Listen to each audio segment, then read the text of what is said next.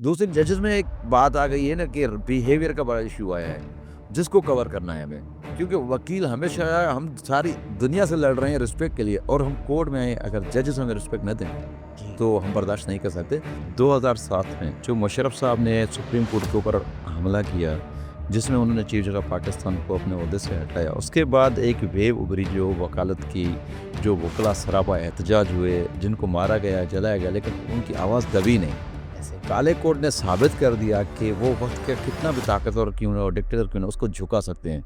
बहुत सारे लोगों को पहले तो ये तरमीम का पता नहीं, तरमीम होती क्या है, क्यों होती है। जिस बंदे ने अपने अपने फ़ायदे के लिए सोचा कि मुझे यहाँ से रेजिस्टेंस आएगी, उसने कोशिश की कि उस सिस्टम को ख़त्म करने के लिए तरमीम लेके आ गए। अस्सलाम वालेकुम नाजरीन मोहतरम, आप इस वक्त देख रहे हैं शहबाज इब्राहिम पॉडकास्ट और मैं हूं आपका मेज़बान शहबाज इब्राहिम। आज स्टूडियो में मेरे साथ एक ऐसी शख्सियत मौजूद है जो हैदराबाद बार एसोसिएशन में जनरल सेक्रेटरी के तौर पर रहे, अब प्रेसिडेंट का इलेक्शन कॉन्टेस्ट करने जा रहे हैं। मेरी मुराद जनाब शाकिर नवाज शर साहब। बहुत शुक्रिया सर, आज आपने हमें thank you so much Nawaz साहब की। सर, सबसे पहले मैं जानना चाहूँगा, हमारी ऑडियंस भी जानना चाहेगी, वकालत की फील्ड सिलेक्ट क्यों की और फिर बार पॉलिटिक्स में किस सोच से आए? जी, सबसे अहम सवाल आपने किया है, और इसमें मैं आपको बताता चलूँ कि 2007 में जो मुशर्रफ साहब ने सुप्रीम कोर्ट के ऊपर हमला किया, जिसमें उन्होंने चीफ जज ऑफ पाकिस्तान को अपने ओहदे से हटाया, उसके बाद एक वेव उभरी जो वकालत की, जो वकला सरापा एहतजाज हुए, जिनको मारा गया, जलाया गया, लेकिन उनकी आवाज़ दबी नहीं। ऐसे काले कोर्ट ने साबित कर दिया कि वो वक्त का कितना भी ताकतवर क्यों ना और डिक्टेटर क्यों ना, उसको झुका सकते हैं। शर्त ये था कि उनमें यूनिटी थी, इत्तेहाद था, और मकसद नेक था कि हमें मुल्क के आइन के तहफ़्फ़ुज़ करना है, हमें मुल्क के अवाम का तहफ़्फ़ुज़ करना है। जिस वजह से मुझे एक मोटिवेशन मिली कि इस फील्ड में आना चाहिए, जो फील्ड आपके मुल्क में सबसे ज़्यादा ताकत वाली है। क्योंकि इस मुल्क में मज़लूम अवाम इतनी है, जिसकी मदद आप करना चाहें तो आप आज़ाद और ताकत वाली फील्ड में करना चाहें, न आप किसी नौकरी में कर सकते हैं, न किसी बिज़नेस में कर सकते हैं। ये वो फील्ड है जो मज़लूमों का साथी है।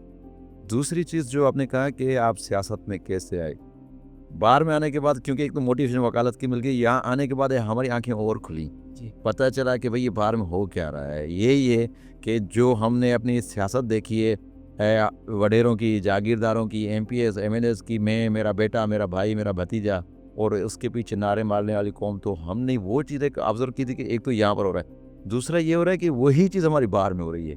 यानी हमारी जो सोच है, जो जागीरदाराना सोच है, सिर्फ हमारे जागीरदारों के पास नहीं थी, लेकिन हमारी बाहर में भी यही सोच थी कि मैं, मेरा बेटा, मेरा भतीजा, मेरा दोस्त, मेरा जूनियर, लेकिन कोई भी इंडिपेंडेंट बंदा नहीं आएगा। तो हमने एक सोच रखी। मैंने 2015 से स्टार्ट किया है अपना कैरियर।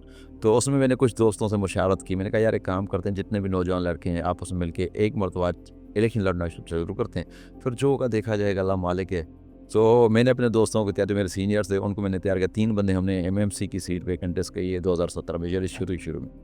उनको उसमें 2 हमारे जीत गए, 1 रह गया। अच्छा, 2 जीत गए तो एक मोटिवेशन मिली कि भाई हमने हाथ डाला है तो माशाल्लाह बिस्मिल्लाह रहमान। उसके बाद हमने फिर दोबारा इलेक्शन से, यानी हर साल इलेक्शन लड़ना शुरू कर दिया। जब हमने शुरू में इलेक्शन लड़ा तो हमें ये भी कहा गया कि माशाल्लाह इतने बहादुर हो गए, इतने बड़े हो गए, तुम लोग पूछते नहीं हो, तुम लोग किसी से पूछते लोगों को खड़ा कर देते हो। हमने कहा सर, हर किसी का राइट है, मैं भी वोट करता हूँ, आप भी वोट करते हैं, वकील है ना। क्योंकि वकील जब डाइस पे खड़ा होता है, उस वक्त हमें आर्ग्यूमेंट करने के वक्त अपना केस डिफेंड करने के लिए ये नहीं सोचा जाता कि वो सामने कौन है, यहाँ कौन है। ये देखा जाता है कि उस पीछे वाले बंदे का राइट क्या है, उसके लिए हमें लड़ना पड़ता है। तो उस बाहर की सियासत के लिए भी, जो पॉलिटिक्स है, उसके लिए भी ये ज़रूरी है कि सामने कौन है ये नहीं देखना, लेकिन किसके लिए लड़ रहे हैं ये ज़रूर देखना है। तो हमने शुरुआत की, और अल्हम्दुलिल्लाह मैंने जो देखा कि युद्ध का नाम लेने से 2019 के बाद और 2020 के बाद जो हमारे बोर्ड ऑफ ऑनर पे 10-10 मरतबा नाम लिखे होते थे, उनमें हट के सिर्फ 1 मरतबा की सीरीज़ में आ गया, जो हमारी सबसे बड़ी कामयाबी है। ज़बरदस्त। ये भी पूछना चाहूँगा, जनरल सेक्रेटरी के तौर पर कौन सी चीज़ें ऐसी थी जो आप अपनी कामयाबी समझते हैं और कौन सी ऐसी चीज़ें थी जो आप समझते हैं बहुत ज़्यादा चैलेंजिंग थी? हाँ, जनरल सेक्रेटरी की हैसियत में पहले तो हम बाहर जब होते हैं तो हम वकील की हैसियत सोच रहे होते हैं। हम सोच रहे होते हैं बहुत बड़ा माल है, बहुत बड़ी बातें हैं, बहुत सारी चीज़ें हैं। जनरल सेक्रेटरी छुपाता है, ये करता है, लेकिन अगर करने पे आए तो बहुत कुछ कर सकता है। और उसके बाद जनरल सेक्रेटरी खुल के बात क्यों नहीं करता, लड़ाई क्यों नहीं करता, झगड़ा क्यों नहीं करता।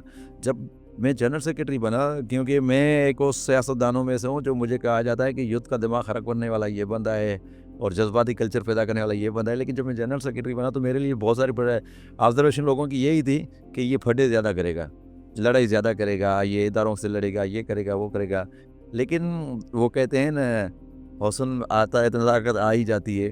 तो इसमें ऐसे ही हुआ कि हम जनरल सेक्रेटरी बनने के बाद मैंने एक चीज़ नोट की कि यहाँ पर बैठने के बाद जो जिम्मेदारी है ना हमारे ऊपर, वो सबसे अहम जिम्मेदारी है बार की डिग्निटी और इज्जत। वक़ार, काले कोट का जो वक़ार है, हमें सबसे पहले वो बरकरार रखना है। बिल्कुल। और उसके बाद दूसरी चीज़ जो है, जो मेरे लिए आया, यानी जो मैंने समझा कर चुका, मैंने कहा था, मैंने अपने मैनिफेस्टो में दिया था कि आने के बाद हम यूथ की जो मेंबरशिप वो फ्री करेंगे। मैंने अपनी बार एसोसिएशन में जितने मेंबर्स थे, क्योंकि हमारे नौजवान जो आ रहे हैं एनरोल होके, वो पहले इतना बड़ा बोझ उठा के लेके आ रहे हैं कि भाई तालीम के अखराजात, ये सारी चीज़ें, फिर एनरोलमेंट जो सबसे तकलीफ देने वाले वो एनरोलमेंट का है, जी। क्योंकि वो इतनी फीसेस भर के एनरोल होते हैं बड़ी मुश्किल के साथ। उसके बाद फिर बाहर में आ जाएँ, ना हम उनको कोई केस देते हैं, ना कोई पैनल देते हैं, ना कोई चीज़ देते हैं, लेकिन फिर मेंबरशिप के पैसे लें। तो हमने जो मेंबरशिप की फ़ीस थी 2000 रुपीज़, वो मैंने सबके लिए फ्री कर दी, पूरा टेन्योर अपना, कि उसमें जितने भी मेंबर बनेंगे, और उसमें हम तकरीबन 500 साढ़े 500 लोग हमारे मेंबर बने। 12.5 लाख, ये यानी 10-12 लाख रुपए का वो हुआ। लेकिन मैंने वो समझा कि वो मेरे 10-12 लाख जो है अल्हम्दुलिल्लाह हिलाल हो गए, क्योंकि अच्छे काम पे गए ना। जी। वही पैसे मैं किसी और जगह पे लगाऊं। अगर मैं वेलफेयर नहीं कर सकता, लेकिन वेलफेयर नहीं कर सकता तो उसका ये मतलब नहीं है जो वहाँ से हम रोक सकते हैं, जिसको हम रेजिस्ट कर सकते हैं, उसको भी खाने पे आ जाएं और खून चूसना शुरू करें। ये हमने किया। दूसरी चीज़ जो सबसे बड़ी थी वो ये है कि आप जब जनरल सेक्रेटरी बनते हैं तो 7000 वकील हैदराबाद के, अभी उसका रेशो बढ़ गया है। 7000 वकील में जो शिकायतें होती हैं वो आपके, अगर पर डे के हिसाब से 200 शिकायतें भी हो तो आप अकेले फेस नहीं कर सकते। और आपके डिसीजन के साथ साथ ज़रूरी नहीं है कि कैबिनेट का वही माइंड हो जो आपका हो, जो आपके साथ, क्योंकि मेरे साथ प्रेसिडेंट, वाइस प्रेसिडेंट, ये पूरी एक या 13 बंदों के ऊपर एक बॉडी चलती है। तो जो आप लोग चाह रहे होते हैं वो काफ़ी सारी चीज़ें नहीं होती। हर बंदा यही समझता है कि ये अपने आप को यानी फ्रंट पे लाने के लिए, वन मैन शो करने के लिए, लोगों के अंदर ये सियासी अपना घर बनाने के लिए कोशिशें कर रहा है। लेकिन मैंने सोचा, मैंने एक कसम खाई थी कि अगर हमें बार में आना है तो हमें खुदा को हाजिर नाज़र रख के वो चीज़ें करनी है जो वकील की वेलफेयर में होंगी। क्योंकि ज़ातियात से हटकर मैंने ओहदा लिया। अगर मैं 50 लाख 1 करोड़ रुपये खर्च करके बार की इलेक्शन लड़ रहा हूँ, कंटेस्ट कर रहा हूँ, लेकिन क्या मैं वहाँ से 2 लाख रुपये, 50,000, 20,000 किसी का हक खा के उसके साथ ज़्यादती नहीं कर सकता? ये तो मेरा ईमान लिखता। तो उसमें हमने कोशिश की थी कि फेक एडवोकेट्स, ठीक है, जो नौकरी वाले लोग हैं, वो जो बायोमेट्रिक सिस्टम होना चाहिए वोटिंग के लिए, वो चीज़ें, ये एक सबसे बड़ा चैलेंज था। लेकिन अल्हम्दुलिल्लाह काफ़ी चीज़ों में हमने कवर कर लिया, क्योंकि बार को हमने डिजिटलाइज़ कर दिया। पूरी बार हमारी डिजिटलाइज़ है, ऑनलाइन पेमेंट हो गई, उसमें ऑनलाइन मेंबरशिप हो गई, ऑनलाइन उसमें आप पेमेंट जो है बार की रिन्यूअल फ़ीस जो है वो ऑनलाइन कर सकते हैं। ये सारी चीज़ें हम ट्रांसपेरेंसी के हिसाब से कर दी। हमने बार को वेबसाइट भी दे दी। वेबसाइट देने का पर्पज़ ये था कि जो भी बंदा हमारे पास अभी मेंबर बनेगा, हम उसको वेरीफाई करेंगे किसी और बार का मेंबर नहीं है, सिंध बार काउंसिल में एनरोल्ड है या नहीं है।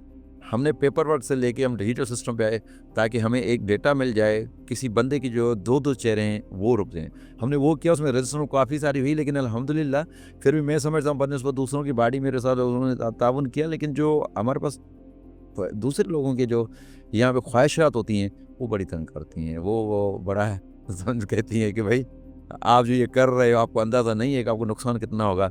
लेकिन मैं कहता हूँ जब हम सीट पे बैठे तो मेरे नुकसान और मेरे फ़ायदा का ज़िम्मा मेरा रब है, बाकी किसी में हाल नहीं है कि वो हमें नुकसान फ़ायदा दे सके। बिल्कुल ऐसा ही है। साथ-साथ क्योंकि आप आने वाला इलेक्शन कॉन्टेस्ट कर रहे हैं प्रेसिडेंट की सीट पर, तो मैं ज़रूर पूछना चाहूँगा, हमारे हैदराबाद के जो एनरोल्ड लॉयर्स हैं वो भी जानना चाहेंगे कि आपका मैनिफेस्टो क्या है?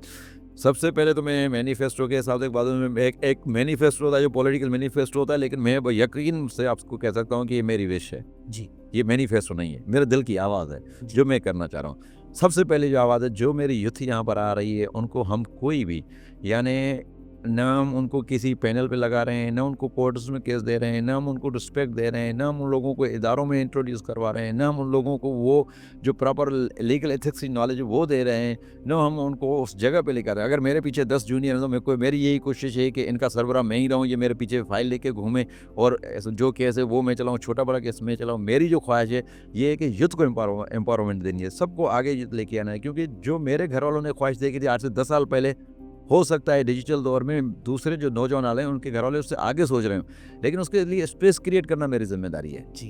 उन लोगों को आगे लेके आना मेरी जिम्मेदारी। मेरी सिर्फ ये जिम्मेदारी नहीं है कि मैं सीट पे बैठ गया, मेरे नारे लगवा लिए तो ये बात खत्म। दूसरी चीज़ ये है कि देखें, मेरी जो मेन चीज़ है वो ये है कि बार का वकार और वकील का वकार जो है जैसे कि वकालत का नाम खुदा ने, अल वकील अल्लाह का नाम है ना, जी। अल्लाह के नाम के बारे में आप गलत तस्वर ही नहीं कर सकते ना। तो हमारा जो वकार है, जो हमारा लेवल है, हम उसको आगे लेके आए ना, हम डिग्निटी के ऊपर बात करें ना। हम देखें, एक वर्दी है, मैं एक आसान सी मिसाल देता हूँ, भाई मेरी वर्दी है, मैं एक इदारे का बनता हूँ ना, तो मुझे वो रिस्पेक्ट मिलनी चाहिए, क्योंकि वो रिस्पेक्ट आप गन वाले को देंगे क्या?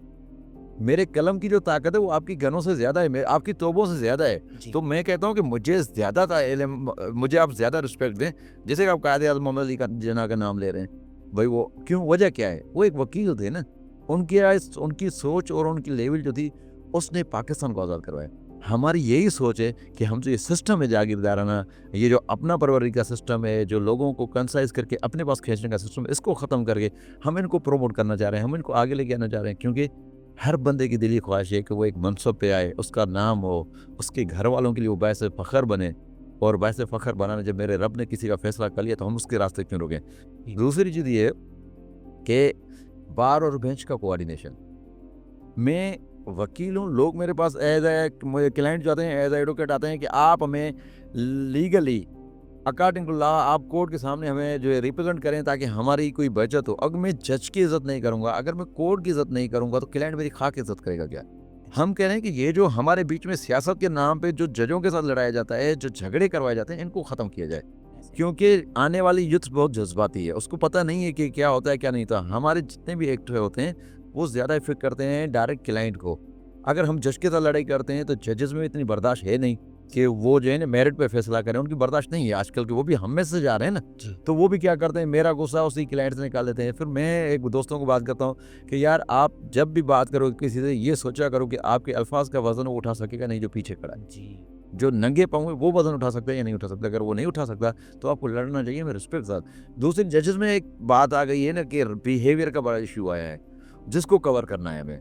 क्योंकि वकील हमेशा, हम सारी दुनिया से लड़ रहे हैं रिस्पेक्ट के लिए, और हम कोर्ट में आए, अगर जजेस हमें रिस्पेक्ट न दें तो हम बर्दाश्त नहीं कर सकते। तो इसीलिए मेरी जो मेन चीज़ है कि बार बेंच में कोऑर्डिनेशन बना के आप रिस्पेक्ट के साथ रहें और इज्जत दें, इज्जत लें। कानून भी इसी चीज़ को प्रमोट करता है। आप ड्यूटी बाउंड है हमें रिस्पेक्ट देने के, वकील एथिकली बाउंड है कि वो आपसे रिस्पेक्ट से बात करें। मुझे कानून कहता है आप जो बाय वर्च्यू ऑफ पोस्ट आप बाउंड हैं कि रिस्पेक्ट दें। जब तक ये रिस्पेक्ट नहीं देंगे, इससे के अलावा कोई भी मामला आपका हल नहीं हो सकता है। और तीसरी चीज़ जो है वो ये कि हमारे वकला में बहुत सारे इश्यूज आ रहे हैं। आपको अभी अंदाजा होगा कि पुलिस के साथ वकील के ज़्यादा मामला होते हैं, मेडिकल में भी ज़्यादा मामला होते हैं। ऐसा ही। वो क्यों है? क्योंकि हम लोगों ने क्या किया, अपना एक माइंड सेट करके बैठे हुए हैं कि एसएसपी साहब, डीआईजी साहब, एसएचओ साहब, भाई वो साहब अपनी लेवल का है लेकिन पब्लिक सर्वेंट है जी। उसकी जिम्मेदारी है।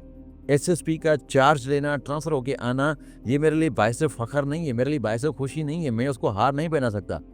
वो वहाँ पर आ रहा है, अपनी ड्यूटी पूरी करने आ रहा है, अपनी तनख्वाह लेने आ रहा है। जी। उसका काम है कि वो लॉ के ऊपर और कानून के अमल दरामदी के ऊपर काम करे। उसका काम है कि वो आइन के तहत जो बुनियादी हुकूक है उनकी जिम्मेदारी है वो पूरी करे। उसकी जिम्मेदारी है कि अमन कायम करे। मेरा काम ये है कि अगर कहीं पर वो गलत है तो क्रीम ऑफ सोसाइटी की हैसियत से, एक आज़ाद वकील की हैसियत से, एक अच्छे शहरी की हैसियत से आइन ने मुझे अख्तियार दिया है कि मैं पॉइंट आउट करूं और उनको समझाऊं कि मेरे एक एक बंदे की इज्जत होनी चाहिए। न सिर्फ वकील की, वकील तो एक काम जो आप समझें कि रोल मॉडल होना चाहिए ना सोसाइटी के लिए, लेकिन एक एक बंदे की रिस्पेक्ट होनी चाहिए। इसके लिए हमें इनको जो है इस लेवल पे लेके आना है कि हमारी जो यूथ है हम उनको बताएं कि आपकी जो लेवल है वो पुलिस वाले से लड़ने की नहीं है, आपकी लेवल है कोर्ट में प्रोसीड करने की। आपकी लेवल है आप सारे पुलिस वालों को कोर्ट में बुलाएं इन चीज़ों के ऊपर। और हॉस्पिटल का सिस्टम मैं आपको बताऊं कि हमारी फैमिली में कोई इशू आता है ना, तो बहुत सारे ऐसे वकला हैं जो अफोर्ड नहीं कर सकते प्राइवेट हॉस्पिटल्स। जी। सिंध बार काउंसिल में मैंने अभी जो इलेक्शन हुए थे उसमें मैंने एक बात की थी कि खुदारा कम से कम और कुछ नहीं करें, जो सिविल हॉस्पिटल्स हैं वहाँ पर एक काउंटर बनवा दें कि वकील जाके अपनी फैमिलीज़ का जो है इलाज तो प्रॉपर करवा सकें। उनको पता तो चले, कोई पैनल आप नहीं दे सकते, हम तो पैसे तो ले रहे हैं हमसे, पैनल तो कोई नहीं दे रहे हैं जी। यानी आप हमें पैनल दे रहे हैं, आप हमसे सालाना 6,000 7,000 रुपये ले रहे हैं। देखें वो मैं कहता हूँ हम हाई कोर्ट के एनरोल हैं उनसे 3,000 रुपये लिए जाते हैं, जो लोअर कोर्ट के एनरोल हैं उनसे 6,000 रुपये लिए जाते हैं। ये यानी अगेंस्ट द खिलाफ जा रहे हैं ना, सिस्टम के खिलाफ जा रहे हैं। लेकिन हमें मिल क्या रहा है, सिर्फ सालाना जो है ना रिमूवल और वैलिड का जो है वो एक मिल रहा है। इसलिए मैं कहता हूँ कि वकील की फैमिली के लिए इंश्योरेंस पॉलिसी आप रखें। आप उसको दो चीज़ें, क्योंकि मुझे पुलिस कभी कभार तंग करती है। वकील का काम ज़्यादातर पुलिस के साथ नहीं है, लेकिन कभी कभार तंग करती है, तो कम से कम मेरा इदारा मेरे पीछे खड़ा रहे।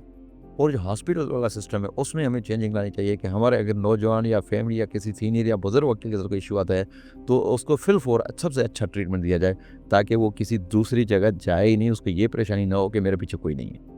बिल्कुल, बिल्कुल, ज़बरदस्त। इसके साथ-साथ मैं ये ज़रूर पूछना चाहूँगा, अगर आप प्रेज़िडेंट बनते हैं, तो किस तरह के प्रेज़िडेंट बनना चाहेंगे? एडमिनिस्ट्रेटर, रिफ़ॉर्मर या एक्टिविस्ट? मैं आपको सीधी बात बताऊँ, मैं एक्ट्रेस की कोई बात ही नहीं है, मैं रिफॉर्मर बनना चाहूँगा, क्योंकि रिफॉर्मर में आपको एक बात समझो, मेरी तकदीर में जो खुदा ने लिखा है वो मुझे मिलना है, कोई रोक नहीं सकता। ज़बरदस्त। लेकिन खुदा जब मुझे मनसब देता है तो खुदा ने मुझे एक ज़िम्मेदारी दी है, जो मैं चेंजिंग करना चाहूँगा वो मैं करूँगा। चेंजिंग मैं इसीलिए करूँगा कि किसी की वेलफेयर के लिए। जब हम किसी ओहदे पे बैठते हैं तो हमें सबसे पहले ये हलफ उठानी चाहिए कि मेरा रब मुझे देख रहा है, उसने मुझे मनसब दिया है किसी की बेहतरी के लिए, न कि अपने ज़ाती फ़ायदे के लिए। ऐसा ही। और न ही मैं मनसब ये अपनी प्रेसिडेंट की सीट लेके मैं कोई शेरवानी बनवा के बैठूंगा कि मुझे कोई जस्टिस बनना है, जज बनना है। सबसे पहले जो मेरी जिम्मेदारी, जिन्होंने मुझे वोट दिया है, उन लोगों को इज्जत देना है, उन लोगों के वकार के लिए बात करनी है, और बाहर का जो डेकोरम है उसको उस लेवल पे लेके आना है कि लोग समझें कि कोई बंदा आया था जिसने बात की थी कि भाई वकील की इज्जत है तो सुसाइड में किसी और की इज्जत है, अगर वकील की इज्जत नहीं है तो पूरा सिस्टम आपका फ्लॉप हो जाएगा। मैं रिफॉर्मेशन के लिए आ रहा हूँ, बेसिकल में रिफॉर्मेशन। मुझे देखिए, मैं सोशल एक्टिविस्ट बनना चाहूँ तो अभी आप देखें हम सोशल मीडिया पे एक्टिव हैं, जी। हमें फॉलोअर्स मिल जाएंगे, लेकिन किस काम के, मेरी कब्र में फॉलोअर्स नहीं चलेंगे। ज़ाहिर है। ठीक है, मैं यहाँ पर आने के बाद अगर मैं रिफॉर्मेशन नहीं कर सकता, मैं चीज़ों को चेंज नहीं कर सकता, फिर मुझे राइट भी नहीं है कि मैं इलेक्शन लड़ूँ। ये सारी चीज़ें मैं इलेक्शन से हटकर भी कर सकता हूँ, लेकिन इलेक्शन का आने का मकसद ये है कि आपके आने के बाद सिस्टम में कोई चेंजिंग आए, और चेंजिंग वो आए कि जिससे किसी की इज़्ज़त बढ़े, किसी का वक़ार बढ़े, और उनके यानी लाइफ में एक फ़र्क आए, को फील करें कि भाई ये भी कोई लोग हैं जिनके पास न्यू जनरेशन आने के लिए बायस फ़ख्र समझे, और वो आने के लिए उतावली हो जाए कि भाई हमें इनके पास जाना है। ज़बरदस्त। साथ-साथ मैं ये ज़रूर पूछना चाहूँगा, कुछ लोगों ने यानी कि ये तासुर दिया है कि ये जो बार इलेक्शंस होते हैं, ये बिरादरी के इलेक्शंस हो गए हैं, ग्रुप के इलेक्शन हो गए, यानी कि मिसाल के तौर पर मैं किसी ग्रुप से मुंसलिक हूँ। अब मैं चाहता हूँ कि वैसे तो शाकिर भाई बहुत अच्छा काम करेंगे, लेकिन क्योंकि मैं किसी और ग्रुप से हूँ, तो मैं सपोर्ट भी उसकी करूँगा, उसी के साथ खड़ा होऊँगा, वोट भी उसी को करना है। इन ग्रुप्स ने क्या नुकसान दिया है बार पॉलिटिक्स को, यानी वकील की वेलफेयर को, या फिर ये फ़ायदे में है?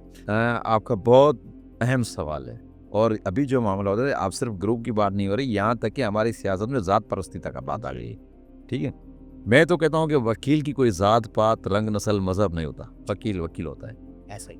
आप जब आइन की बात करते हैं, जब कानून की बात करते हैं, जब खुदा के नामों से अपना नाम सेलेक्ट करते हैं कि मेरा नाम वकील है, खुदा का नाम अल वकील है, तो उस हिसाब से करते हैं, तो आपकी ज़िम्मेदारी है कि अपने ज़ाती मकासद से हटकर जो बंदा बाहर की वेलफेयर के लिए आए उसकी मदद करें, बजाय आप इसके कि मुझे अच्छा नहीं लगता। मैं कहता हूँ कि हमारे यहाँ सबसे बड़ा अलमिया ये है कि हमारे यहाँ ये नहीं देखा जाता कि इज्तिमाई फ़ायदे देगा या इनफरादी फ़ायदे लेगा। इसके ये फ़ैल हैं, ये इज्तिमाई हैं या इज्तिमाई हैं, इनफरादी हैं।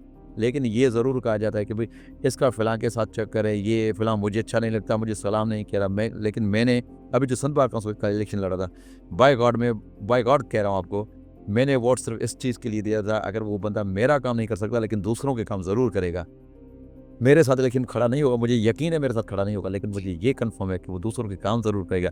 मैंने ये समझ के वोट नहीं दिया, क्योंकि मैं अपनी ताकत नहीं रखता हूँ, काले कोट में इतनी ताकत है कि मैं काम करवा सकूँ अपने ना, लेकिन किसी मज़लूम की आवाज़ किसी में हो तो उसको हमने सपोर्ट किया है। अच्छा, इसका फ़ायदा मुझे मेरा रब देगा। मैं बिरादरी सिस्टम और इस कल्चर को मैं कंडेम करता हूँ, मैं जेन्युइनली करता हूँ। आजकल क्या हो गया कि ये हमें एक प्रेशर ग्रुप की सूरत ले रहे हैं हम। जिस बंदे के पास 20 लोग हैं, 40 लोग हैं, 50 लोग हैं, वो आके कहते हैं कि भाई नहीं, मेरा एक सिस्टम है मेरे पास। मैं कहता हूँ कि वोट को कम्प्लीटली आज़ाद होना चाहिए। बिल्कुल। वोटर को 100% आज़ाद होना चाहिए, उसकी मर्ज़ी है कि आप उसको ये नहीं कह सकते भाई इसको दोगे तो मेरे पास रहोगे, नहीं दोगे तो मेरे पास नहीं रहोगे। मैं बता रहा हूँ कि मैं जनरल सेक्रेटरी का इलेक्शन लड़ रहा था, तो मेरे सामने 4 कैंडिडेट, चौथा मैं था, 3 कैंडिडेट और थे। जी। तो एक दोस्त था, उसने एक दोस्त को कहा कि यार तुम बस खुदा का वास्ते शाकिर को वोट नहीं देना। शाकिर को ने 1 घंटा पूरा उसका सर खाया। उसने कहा भाई ठीक है, तुमने इतनी ज़िद की तो तुम्हारे उसको दे देंगे। अच्छा, वो जब खुद अंदर वोट देने गया तो वोट शाकिर को दे के वापस आ गया। वापस आके उसको कह रहा है यार माफ़ करना, मैंने वोट शाकिर को दिया है। तो उसने कहा भाई तूने मेरा 1 घंटे जो सर खाया है। उसने कहा यार अंदर गया ना, फिर दिमाग ने काम किया कि नहीं यार वोट ज़मीर का है, जो आज़ाद बंदा किसी के काम आएगा, मैंने दे दिया। ये चीज़ें देखें, हमें जब इन चीज़ों से यानी नफ़रत को हटा के हमें ये इज्तिमाई सोच का सोचना पड़ता है, तब हमारे ऊपर ये जो है ना ये ग्रुप वगैरह हावी नहीं होते। ऐसा ही। आप अपनी सोच को बदलें कि आपको जो चीज़ करनी है वो खुदा को हाज़िर नाज़िर रख के करनी है, और आपकी नज़र में अगर कोई बेहतर है तो उसको वोट करें, सिर्फ इसलिए करें कि वो किसी के काम आए। आपको भले नहीं आए लेकिन किसी और के काम आएगा जो आपसे ज़्यादा ज़रूरतमंद होगा। बिल्कुल ऐसा ही है। साथ-साथ मैंने देखा कि आप बबरलो के धरने में वकला का बहुत अच्छा किरदार रहा। तो मैं देख रहा था आप बहुत ज़्यादा एक्टिव नज़र आ रहे थे। मैं पूछना चाहूँगा कोई ऐसी स्टोरी जो आपको याद रह गई हो, और साथ-साथ बबरलो के धरने का सिंध बार काउंसिल के इलेक्शन पर कितना इम्पैक्ट पड़ा? आप बबरलो की बात कर रहे हैं तो मेरे आंखों में आंसू आ रहे हैं। बबरलो यार, बबरलो एक तहरीक नहीं थी। बबरलो किसी सियासी पावर शो का नाम नहीं था। बबरलो एक इबादत बन गया था। किस चीज़ की इबादत? कि वो लोग वहाँ पर खड़े थे जिनकी कोई ज़मीन नहीं थी, वो लोग लड़ रहे थे जिनकी कोई जागीर नहीं थी। ऐसा ही है। हमारा तहफ़्फ़ुज़, हम वकील कितने होंगे? 200, 400, 500, 1000, 5000, लाखों का मजमूआ था। जी। हम समझते थे कि हम वकील उन लोगों की तरह जो है ना मदद कर रहे हैं, हम उनका शेल्टर बन रहे हैं, लेकिन बाय गॉड वो लोग हमारा शेल्टर थे। ऐसा ही। मैं क्योंकि धरना छोड़ने के बाद मैंने अपनी लाइफ छोड़ी तो उसमें मैं रोया था। लोगों ने पूछा रोने की वजह क्या है? 26 तारीख की रात थी, यानी 26 हो गई थी, 27 की रात थी। हैदराबाद बार हाई कोर्ट बार के इलेक्शन थे।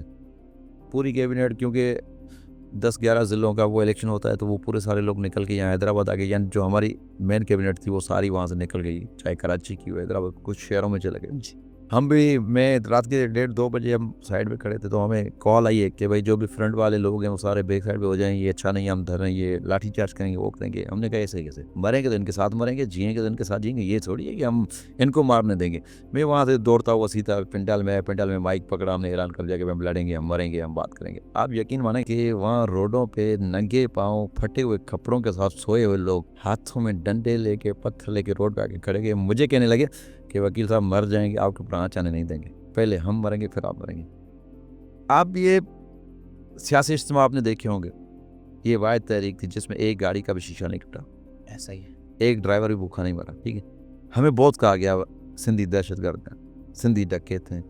बबरलो कच्चे का एरिया है, जी। तकरीबन कच्चे के साथ मिलता है। कोई एक बंदा बोले कि हमारे साथ कोई ज्यादती हो, नहीं हो। इन लोगों ने हमें जो करके दिखाया ना, वो हमारी सोच से ज्यादा। वो रात मैं जब भी सोचता हूँ, यकीन माने मुझे समझ में नहीं आता कि ये खुदा ने इतनी मोहब्बत कहाँ से दी, जी। लोगों को इतना प्यार खुलूस के क्या था, हमें समझ नहीं आता। उसके बाद जो जिस बंदे, ये देखें, एक ज़मीर और अपने अपने नीयत की बात है, जो ऐसे सेंटीमेंट्स को, ऐसी मोहब्बत को, ऐसे इश्क को अगर इलेक्शन के हार में काम लेके आए और इलेक्शन के बरोबर लेके आए, तो मैं तो लानत करूँगा इस इलेक्शन पे। जो किसी के खून, प्यार, मोहब्बत, इज्जत और उसकी जान का नजरा देने वाले बंदे को केश करवाए अपने इलेक्शन के लिए, जी। लानत होनी चाहिए। इसीलिए मैं नहीं, हमें वो चीज़ चाहिए, हमें याद करना चाहिए उनका क्या कसूर था, मोरवकल लोग जो मारे गए उनका क्या कसूर था। ये सारी बहुत सारी वो चीज़ें हैं कि आप देखें, हम लोगों ने कहीं पर साथ दिया है, कहीं पर साथ छोड़ा है, लेकिन सिंध बार काउंसिल के ऊपर एक चीज़ वाज़ेह अभी आपको नजर आई होगी, जिस बंदे ने सिंध का नाम लिया, जिस बंदे ने बबरलो में किरदार अदा किया, जी। वकला ने भी उनको जिताया। ऐसा ही है। हुकूमत सारी एक साइड पे, हुकूमत जोर लगा के खड़ी होगी। आपको अंदाजा नहीं होगा कि हुकूमती मशीनरी, आपका होम मिनिस्टर दर दर गया है, एक एक वकील के पास गया है। ये आपकी कामयाबी थी। होम मिनिस्टर अपने कैंपेन के लिए एक एक दर पे, एक एक वकील के पास गया कि मुझे वोट चाहिए, मुझे वोट चाहिए, सपोर्ट चाहिए। तो ये एक बड़ी चेंजिंग थी। जिन्होंने बबरलो को अपनाया उनको लोगों ने अपनाया, उनको वकला ने अपनाया। जिन्होंने बबरलो को छोड़ा, जिन्होंने इस तहरीक के खिलाफ बात की, उनको उन लोगों ने रद्द कर दिया। ये बहुत बड़ा अपसेट हुआ है अभी जो सिंध बार काउंसिल के इलेक्शन है, कि आप अंदाज़ा नहीं कर सकते कि इतने पैसे लगाने के बाद, इतनी स्कूटीज देने के बाद, इतनी इन्वेस्टमेंट करने के बाद फिर वो लोग जीत के आए जिन्होंने कोई खर्चा नहीं किया, लेकिन लोगों को पता था कि ये तहरीक के हीरो हैं, हम इनको साथ देंगे, इनकी सपोर्ट करेंगे। बिल्कुल ऐसा ही है। और साथ साथ क्योंकि 26th अमेंडमेंट आपने देखा, बहुत सारे वकील इस पर बात कर रहे थे, और बहुत सारे वकला का ये मानना है कि जुडिशरी स्पेशली जो है वो गवर्नमेंट के हाथ में आ गई है 26th अमेंडमेंट के बाद। लेकिन अब तो हम 27th अमेंडमेंट देख रहे हैं जो जल्द आने वाली है। पहले कुछ कमेंट्स 26th अमेंडमेंट पर। मैं 26 अमेंडमेंट के लिए देखें, बहुत सारे लोगों को पहले तो ये तरमीम का पता नहीं, तरमीम होती क्या है, क्यों होती है ना। वजह ये है कि हमारे आइन में अभी तक जो लास्ट अमेंडमेंट थी वो 26 थी, यानी जब से आइन बना है 1973 से, उसमें तरमीम की गई हैं। तरमीम किस सेंस में की गई हैं कि जिस जिस बंदे ने अपने अपने फ़ायदे के लिए सोचा कि मुझे यहाँ से रेजिस्टेंस आएगी, उसने कोशिश की कि उस सिस्टम को ख़त्म करने के लिए तरमीम लेके आ गए। ऐसे ही। ठीक है, इसी का समर हमें ये मिला, क्योंकि पीपल्स पार्टी ने हमेशा रोना रोया था कि 18वीं तरमीम हमने बड़े आइनी अख्तियार दे दिया, अख्तियार दे दिए। उस वक्त उन्होंने अख्तियार दिए थे, अख्तियारात इसीलिए दिए थे क्योंकि उनको पता था कि 15-20 साल तक ये लेकिन हुकूमत इनकी रहनी है, तो अख्तियारात भी इनके पास ही रहेंगे। तो इन्होंने एक चीज़ तो ये कर दी। दूसरी चीज़ जो अहम थी वो ये थी कि जुडिशरी, यानी एक आपके पाकिस्तान में इदारा था जिसके ऊपर आंखें बंद करके एतबार किया जा सकता था कि अगर पुलिस पकड़ेगी मैं चला जाऊँगा, कोर्ट चला जाऊँगा, अगर कोई वडेरा तंग करेगा मैं कोर्ट चला जाऊँगा, अगर कोई हुकूमती नुमाइंदा हमें तंग करेगा मैं कोर्ट चला जाऊँगा। तो इन लोगों ने क्या किया, 26वीं तरमीम में उन्होंने सिस्टम को मैनेज किया। मैनेज करने के लिए उन्होंने कोशिश की कि हम जस्टिस अपने बनाएंगे, आइनी बेंचेस बनाएंगे। अभी आइनी बेंचेस के लिए जजेस चाहिए हैं, तो जजेस कहाँ से आएंगे? ज़ाहिर ही बात है, जो आइन की इंटरप्रिटेशन करेंगे वो जजेस हम अपने ही रखेंगे, तो वही हमारी इंटरप्रिटेशन करेंगे। इन्होंने पूरी जुडिशरी को कंट्रोल किया। उसका आप रिजल्ट देखें, मुझे आपकी हैरत होगी कि क्योंकि हमारे यहाँ प्रूडेंट माइंड की बात होती है कि कानून जो है ना आपकी समझ में आए कि ये क्या सही है, ये क्या गलत है ना, तो ये कानून आपका क्लिक करता है। मैं फॉर सपोज ये टेबल पे पड़ी चीज़ है, मैं इसको उठा के फेंक दूँ, तो चाहे आपकी हो ना हो, लेकिन आपको ये फील ज़रूर होगा कि गलत हो रहा है। ये एक प्रूडेंट माइंड की निशानी है। सुप्रीम कोर्ट में कॉन्स्टिट्यूशनल बेंच जो 26वीं तरमीम के बाद बनी है, यानी कॉन्स्टिट्यूशनल बेंच जो 26वीं तरमीम के बाद बनी है, वो 26वीं तरमीम के ऊपर दलाइल सुन रही है कि वो जायज़ है या नाजायज़ है, सही है या गलत है। फॉर सपोज अगर वो बोल देते हैं, फॉर सेक ऑफ आर्गुमेंट, अगर वो बोल देते हैं कि ये भाई इल्लीगल है, हम इसको ख़त्म करते हैं, तो उसके बाद ये बात ज़रूर आएगी कि भाई इसको डिसाइड करने वाले भी इल्लीगल थे, ऐसा ही है। जिन्होंने इसको डिसाइड किया वो भी इल्लीगल थे। जब वो इल्लीगल थे तो उस आर्डर की कोई हैसियत ही नहीं है, तो कंटिन्यू जैसे है वैसी की वैसी रहेगी। ठीक है, ये एक अजीब ड्रामा किया गया। और उसके बाद पूरे पाकिस्तान को छोड़ के सिंध में आपको कॉन्स्टिट्यूशनल कोर्टें नज़र आ रही हैं। कॉन्स्टिट्यूशनल कोर्ट का तरीक़ेकार आप ये देखें कि भाई आइन और जो है सिविल और क्रिमिनल साइड को एक साइड पर सुने, लेकिन कॉन्स्टिट्यूशनल कोर्ट को एक साइड पर सुने। अब कॉन्स्टिट्यूशनल कोर्ट में कौन कौन से जजेस बैठेंगे, उनको कौन बैठाएगा, उनके तरीक़ेकार क्या होगा बैठने का, वो भी गवर्नमेंट तय करेगी कि भाई ये जजेस बैठेंगे। अभी मुझे आप एक बात बताएं, मैं किसी गवर्नमेंट के इदारे के खिलाफ पिटीशन फाइल कर रहा हूँ, तो अभी मुझे तकरीबन 4 से 5 तारीखें सिर्फ मेंटेनेबिलिटी के ऊपर बात लगती है जी। क्योंकि सेटिस्फाई करेंगे आपको बनस्बत इस 26वीं तरमीम के पहले आप जाके डिसीजंस देखें कितने डिसीजन आए, लेकिन यहाँ क्या हो कंसाइज कर दिया कि नहीं। दूसरी चीज़ का जो लोअर जुडिशरी के ऊपर फ़र्क पड़ा है वो ख़तरनाक फ़र्क पड़ा है, लोगों को समझ में नहीं आ रहा। वो फ़र्क क्या पड़ा है कि अब जितने भी सेशन जजेस हैं उन सबको ये उम्मीद हो गई है कि अब मैं भी जस्टिस बन सकता हूँ, तो उनके आप किसी पुलिस वाले के खिलाफ 22 से भी दाखिल करें, किसी डीसी के खिलाफ 22 से भी दाखिल करें, किसी एमपी एमएलए के खिलाफ 22 से भी करें, तो आप माइंड बना रहे हैं डिसमिस ही होनी है। ऐसा ही। यानी 99% डिसमिस होनी है, क्योंकि वो अपना बर्डन वजन नहीं उठा सकते। वो कोशिश करें, हाँ 2-4 बंदे होंगे, हो सकते हैं, पॉसिबल है, लेकिन जो ऐसे काम करने वाले सेशन जजेस हैं वो सब साइड पोस्ट पे हैं। उनको किसी को बेकिंग कोर्ट दी गई है, किसी को कोई यानी ऑर्डिनरी कोर्ट से हटा के उनको स्पेशल कोर्ट में रखा गया है ताकि वो लोगों को कोई रिलीफ न मिले। अभी जो तीसरी चीज़ ये एक सतह से तरमीम आ रही है, वो हो क्या रहा है भाई, आपको 1 साल के अंदर दूसरी तरमीम की ज़रूरत क्यों पड़ी? जी। क्योंकि हुआ क्या, 26वीं तरमीम के बाद इन्होंने देखा कि रेजिस्टेंस लोगों की बढ़ी है। ऐसा ही है। यानी मैं पहले मेरा काम था कि मैं अदालत में उम्मीद थी, मैं लड़ता था, अदालत में घुस जाता था, भाई नहीं मैं 22 से भी दाखिल कर दूंगा, मैं कॉन्स्टिट्यूशनल पिटीशन फाइल कर दूंगा, ये कर दूंगा, वो कर दूंगा, लोग डर जाते थे। अभी जब मेरा वो आसरा ही खत्म हो गया, जी मेरी उम्मीद ही खत्म हो गई। उम्मीद खत्म होने के बाद मैंने रास्ते की अख्तियार ले लिया, मैं रोडों पर आ गया, मैंने एहतजाजी मुजाहरे करना शुरू कर दिए, क्योंकि यहाँ जो मेरी आखिरी उम्मीद थी उनको ख़त्म कर दिया गया। अभी उसी चीज़ को इनसे गलती हुई, इन्होंने कहा नहीं यार यहाँ तो हमारे से गलती हो गई है। अभी कोशिश करें कि जो रोड पे जा रहे हैं, जो आवाज़ उठा रहे हैं, अब उनको कैसे रोका जाए। उनके लिए अब आप एग्जीक्यूटिव मजिस्ट्रेट को लेके आएँ जी। आप उसको लेके आएँ, वो क्या करेगा। अब डीसी साहब आपको पता है जो पैसे दे के पोस्टिंग लेगा, जो एमपी एमएलए का आशीर्वाद से पोस्टिंग लेगा, वो बंदा आपको लगता है कि मेरिट के ऊपर किसी को भी सज़ा दे देगा। आप क्या करेंगे, आप 10 बंदे आप सज़ा दे दें, जब तक होगा, जब तक अपील चलेगी, जब तक आगे बात होगी देखा जाएगा। यानी सिस्टम को कंट्रोल करने के लिए, यार ये तो आप जमहूरियत की जो बात कर रहे हैं, जो डिक्टेटरशिप आप, ये डिक्टेटर ने भी ऐसा नहीं किया जैसा आप कर रहे हैं। कौन सी जमहूरियत है। आपने अभी देखा होगा कि न्यूयॉर्क में जी। मेयर का, वो एक मुसलमान मेयर आपको मुंतखब हुआ है, जिस तरीके से वो स्पीच कर रहा है, जिस तरीके से वो तकरीर कर रहा है, यानी वहाँ इतनी आज़ादी है कि वो अपने प्रेसिडेंट को कह रहा है कि तुम गलत हो, तुम मुझे अपने कान खोलो, मैं बैठा हूँ, मैं ये करूँगा, मैं वो करूँगा। यानी एक लेवल है ना डेमोक्रेसी का, वहाँ पर कोई मतभेद नहीं है कि भाई ये बंदा जो है मुसलमान है, ईसाई है, कोई भी नहीं, लेकिन वो बंदा पब्लिक का नुमाइंदा है तो उसके साथ खड़े हैं, पब्लिक खड़ी है उसके साथ। यहाँ पर क्या हो रहा है, जो पब्लिक का नुमाइंदा बन रहा है आप उसको अंदर कर दें, अभी वही अख्तियार जुडिशरी, अभी जुडिशरी में वकील का कंट्रोल है जी। यहाँ 7,000 वकील कोर्ट में बैठे होंगे, जज भी तो एहतियात करेगा, जल्दी नहीं करेगा, अभी एग्जीक्यूटिव मजिस्ट्रेट को दे दो। ये बेसिकली कन्फ्लिक्ट की तरफ जा रहे हैं जी। फिर क्या करेंगे इस तरमीम के बाद? फिर भाई इंतजामी तौर पे हम सिंध के दो हिस्से कर रहे हैं। भाई सिंध तो सिंध है ना, इंतजामी तौर पे भाई यहाँ का एक सिस्टम कर देते हैं, वहाँ का कर देते हैं, सखर का कर देते हैं। भाई मेरी एक बात समझे, एक छोटी मैं आपको मिसाल देता हूँ, हमारे लोगों को ये बात समझ नहीं आती। हमें बुजुर्ग बताते हैं, मेरे अबू बताते हैं कि एक बेटे का घर था, वडेरा था, उसके घर से कोई चूजा गुम हो गया। जी। छोटो बेटों को चूजा, उन्होंने कहा बाबा अल्लाह ने इतना कुछ दिया हुआ है, आपको क्या टेंशन इस चूजे की, क्यों बात करें? उसने कहा नहीं बेटा चूजा। एक हफ्ते का बकरा चला गया, उसने फिर कहा कि मुझे चूजा चाहिए। उन्होंने कहा यार दिमाग खराब है, बकरा चला गया तुम्हें चूजे की पड़ी है। 15 दिन के बाद फिर वो गाय चली गई कहाँ से? फिर उसने कहा बोला मैं चूजा। लोगों ने कहा भाई गाय चली गई अभी चूजे पे। उसने कहा बेटा अगर तुम चूजे की हिफाजत करते तो गाय नहीं जाती। ऐसा ही है। ठीक है, हम लोग अगर अभी से ये रजिस्ट्रेशन नहीं देंगे, अभी से तो यार लोगों को पता ही नहीं आने वाले नस्ल के साथ क्या होना है। ऐसा ही। ठीक है, हमें किस्से सुनाए जाते हैं, कश्मीर में बड़ा जुल्म हो रहा है, फलस्तीन में बड़ा जुल्म हो रहा है, कभी किसी ने ये बताया कि यहाँ पर कितना जुल्म हो रहा है? बिल्कुल ऐसा ही।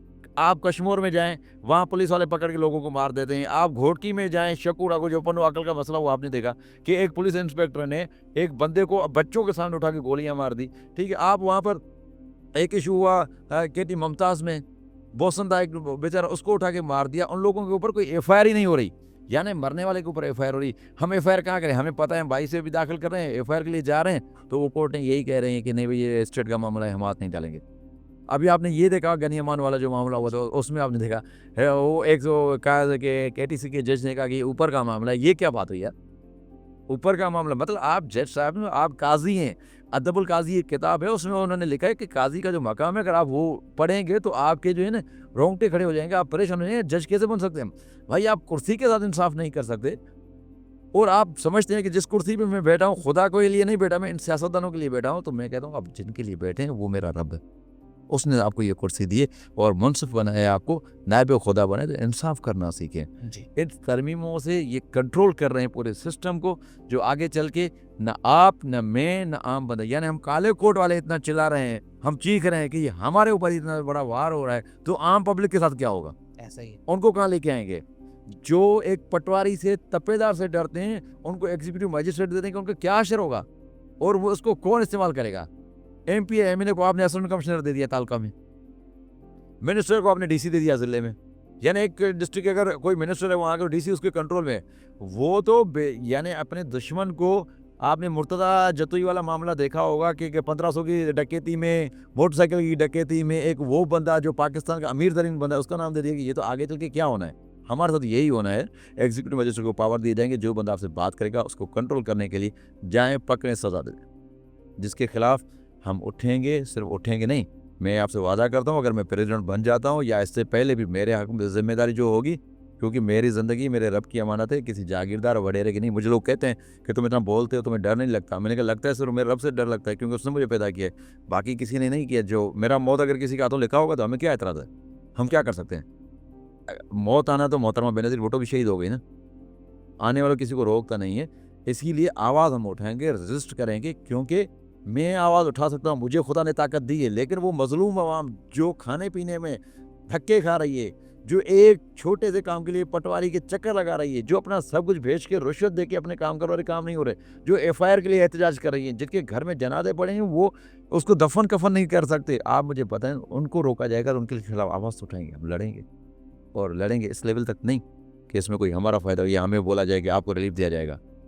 अगर किसी मजलूम के साथ जुल्म करके किसी वकील को रिलीफ दिया जाएगा और वो वकील वो रिलीफ लेना चाहता है, तो मैं लानत करता हूँ सर रिलीफ। बिल्कुल ऐसा ही है। और जैसे आपने बात की कि चूज़े के चोरी होने पर हम इतना शोर मचाते तो शायद हमारी गायें चोरी ना होती, तो ठीक उसी तरह 26 अमेंडमेंट पर ओवरऑल पाकिस्तानी अवाम ने वो रिएक्शन शायद नहीं दिया कि फैसल वाडा साहब तो कहते हैं आप अब 27th अमेंडमेंट की बात कर रहे हैं, 28th अमेंडमेंट भी आएगी। मैं आपको एक बात बताऊँ ना, यानी कुछ हमारे दोस्त ऐसे, यानी जो एमपी एमएलए ऐसे हैं, जैसे आप समझ लेंगे या फरिश्ता है, इनको पहले पता होता है क्या होने वाला है जी। यानी हमारे मुल्क की तकदीर का अलमिया ये है कि फैसल वाडा हमें बता रहा होता है कि 28वीं तरमीम में भी क्या होगा। यानी मसूद आपके बने पड़े हैं जी। जो आप अपने ख़ास लोगों को दिखा रहे हैं, ठीक है, वो कब आएंगे ये भी आपने टाइम सेट कर दिया है। लेकिन मैं एक बात वाज़ेह करूँगा कि हमारे जो ये हुक्मरान हैं ना, ये जो समझ रहे हैं, जब नवाज शरीफ के ऊपर बात हुई थी सुप्रीम कोर्ट ने उनका रेफरेंस करके उनको कहा कि ये बेईमान है, ऐसा वैसा है, ये सारी चीज़ें करके ट्रायल कोर्ट को भेज दिया कि आप इसके ऊपर काम करें, आप केस को चलाएं, लेकिन इसका सुपरवीन हम करेंगे। अभी आप एक बंदे के खिलाफ वर्डिक्ट दे देते हैं, उसके बाद नीचे वाली कोर्ट को कहते हैं आप काम कर, तो आपको लगता है वो आज़ाद काम करेगी? हमने क्या किया, जश्न मनाया कि हाँ नवाज शरीफ चोर हो गया। ठीक है, अगर हम उस वक्त बोलते कि सुप्रीम कोर्ट का काम नहीं है तो आज ये नौबत नहीं आती। भले हमारा मुखालिफ है, कुछ भी आधा इख्तलाफ हो सकते हैं, लेकिन फंडामेंटल राइट की वायलेशन तो हो रही है ना। उसके बाद क्या हुआ, फिर पीपल्स पार्टी के लोग जेल चले गए, हमने कहा यहाँ हमारे दुश्मन चले गए। उसके बाद क्या हुआ, इमरान खान जेल चला गया, वो भी जेल में पड़ा हुआ है। ठीक है, वही सुप्रीम कोर्ट है बेल सुनने के लिए तैयार नहीं है। आपने आर्टिकल 10A लगाया कि भाई आपने वो लगाया कि जो है राइट ऑफ फेयर ट्रायल आपने लोगों को दिया, उसका कहाँ पर इस्तेमाल हो रहा है? वहाँ तो इस्तेमाल नहीं हो रहा, लेकिन हाई ट्रेजन का इस्तेमाल जरूर हो रहा है। ऐसा ही है। राइट ऑफ फेयर ट्रायल का नहीं हो रहा, लेकिन बगावत का इस्तेमाल सही हो रहा है। आप भाई अगर आइन पे ऊपर बात करनी है तो पूरी करें ना, नहीं करनी तो बिल्कुल ही नहीं करें। जिस आइन को आप मानते नहीं उसके ऊपर आप बात करते हैं, और फैसला वाडा साहब आके बताते हैं हम ये करेंगे, हम वो करेंगे। भाई फैसला वाडा साहब से पूछिए आप कौन सी मखलूक है भाई, आपको फरिश्ते बता रहे हैं, आप कहाँ से? अच्छा आप बात कर रहे हैं तो आपको फैसला वाडा क्या सारी जिंदगी आप उधर ही रहेंगे क्या? जो जो उधर रहा है वो वापस भी आए जी। ये कल बात सबके ऊपर आनी है, ये नहीं है कि किसी एक की बात है। हमें ये सोचना चाहिए, ये जो अभी हुकूमत पार्टियाँ ये जो चाह रही हैं, ये जो तरमीमें कर रही हैं, नेब के कानून हो, कोई भी कानून हो, ये सब वक्तन वक्तन सबके गले में आने हैं। ऐसा ही। जो इनके अभी जो बेनिफिशियरी नज़र आ रहे हैं, कल आपको विक्टिम नज़र आएंगे। हमारी प्रेडिक्शन यही है, क्योंकि आपने अपने माजी से देखें, जिसको जो बेनिफिशियरी नज़र आया था वो फिर विक्टिम ही नज़र आया आपको जी। मैं किसी के मौत पे हंसा नहीं जाता, किसी की तकलीफ पे हंसा नहीं जाता। अगर आप रो नहीं सकते, कम से कम चेहरा ऐसा बनाए कि उसको महसूस हो। जब सिस्टम के साथ ज़्यादती हो रही हो तो आप खामोश नहीं बैठें। अगर लड़ नहीं सकते तो कम से कम आवाज़ बुलंद तो कर सकते हैं, वो तो बुलंद करें, उससे आपको कौन रोक रहा है? लेकिन सर आवाज़ बुलंद करते हैं तो फिर ब्लैक वीगो भी आ जाती है, ब्लैक कोट ही तो नहीं है। सर जी मैं एक बात कहूँ कि देखिए, जब मैं मुसलमान हूँ, मैंने कलमा पढ़ा ला इलाहा इल्लल्लाह मोहम्मद रसूलुल्लाह, ठीक है, मैंने कहा या का नाबुद व इय्याका नस्तईन, तेरे ही बंदे तुमसे इबादत, तेरी इबादत करते हैं, तुमसे ही मदद मांगते हैं जी। ठीक है, इबादत उसकी करते हैं, आपको लगता है हम उसकी इबादत करते हैं? अगर हम उनकी इबादत करते तो हमारा ईमान इतना कमज़ोर होता? ऐसा ही है सर। हाँ? बिल्कुल। मैं डरा किस बात से हूँ? मैं डरा अपनी उस ज़िंदगी के लिए हूँ जिसके लिए मेरे मौला ने कहा कि इस ज़िंदगी का होना चारों तरफ कीम पैसे ये सारे गंद और बुराई है, जिसको इकट्ठा करने के लिए तुम पागल होते जा रहे हो, और जो तुम्हारी असली ज़िंदगी है उसके लिए तुम्हें फिक्र ही नहीं है। तो मेरी जो असल ज़िंदगी वो क्या है मुझे नहीं पता। मैं यहाँ से निकलूँगा, हो सकता है एक्सीडेंट में मारा जाऊँ, हो सकता है किसी की गोली लग जाए, मुझे नहीं, ज़िंदगी तो मेरी नहीं है। लेकिन हमने हमेशा अब्दी ज़िंदगी को छोड़ के आर्ज़ी ज़िंदगी के पीछे अपने लोग मराए हैं।